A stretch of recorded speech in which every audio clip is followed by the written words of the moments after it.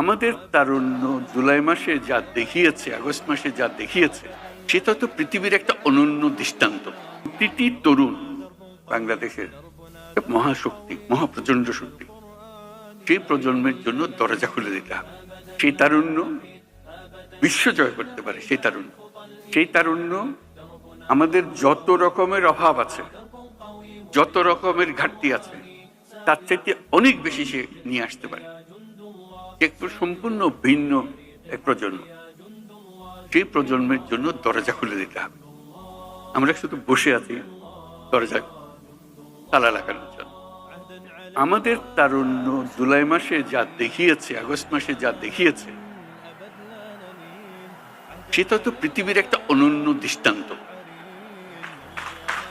এটা সাধারণ একটা ঘটনা না, যেরকম করে অন্য দেশে বিপ্লব হয়, এই বিপ্লব কোথাও হয় নাই।